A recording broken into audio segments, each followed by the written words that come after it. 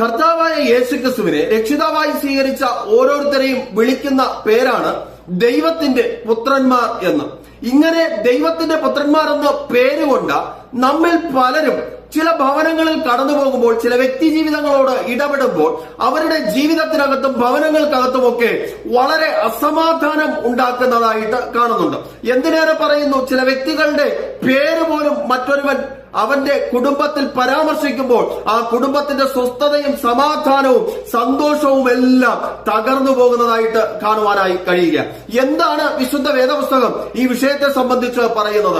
മത്തായി എഴുതിയ സുവിശേഷം 5-ാം അധ്യായം അതിന്റെ 9-ാമത്തെ വാക്യം ഇപ്രകാരം പറയുക: സമാധാനം ഉണ്ടാക്കുന്നവർ ഭാഗ്യവാന്മാർ, അവർ ദൈവത്തിന്റെ പുത്രന്മാരെന്ന് വിളിക്കപ്പെടും.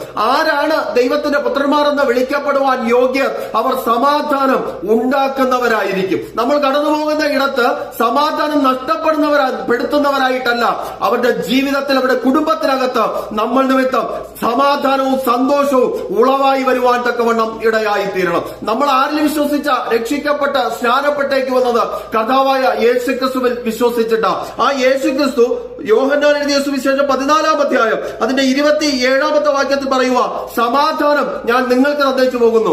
ആരുടെ സമാധാനമാണ് നിങ്ങൾക്ക് തന്നതെന്നറിയാമോ? കർത്താവ് പറയുക: എന്റെ സമാധാനം ഞാൻ നിങ്ങൾക്ക് തന്നേച്ചു പോകുന്നു. എന്നെ കേൾക്കുന്ന പ്രിയ ദൈവജനമേ, നമ്മുടെ സമാധാനം നമുക്ക് മറ്റുള്ള ഭവനങ്ങൾക്കകത്തേക്ക് കടന്നു ചെന്നിട്ട് അവർക്ക് പകർന്നു കൊടുക്കാം. പ്രയാസത്തിലും ഭാരത്തിലും ഇരിക്കുന്നവരുടെ ഇടയിലേക്ക് കടന്നുപോയിട്ട് സമാധാനം ഉണ്ടാക്കിയെടുക്കാം. അസമാധാനങ്ങളും പ്രയാസങ്ങളും അനുഭവിക്കുന്നവരുടെ ഭവനത്തിൽ, അവരുടെ ജീവിതത്തിനകത്തേക്ക് കടന്നു ചെന്നിട്ട് നമുക്ക് അവരുടെ ജീവിതത്തിൽ സമാധാനങ്ങൾ ഉണ്ടാക്കിയെടുക്കാം. അങ്ങനെ സമാധാനം ഉണ്ടാക്കി കൊടുത്തുകൊണ്ട് നമുക്ക് ദൈവത്തിന്റെ പുത്രന്മാർ എന്ന് വിളിക്കപ്പെടാം. അങ്ങനെയുള്ള പുത്രന്മാരായി തീർന്ന് ക്രിസ്തുവിന്റെ രാജ്യത്തിൽ പ്രവേശിക്കുവാൻ കർത്താവ് നമ്മെ ഓരോരുത്തരെയും സഹായിക്കുമാറാകട്ടെ.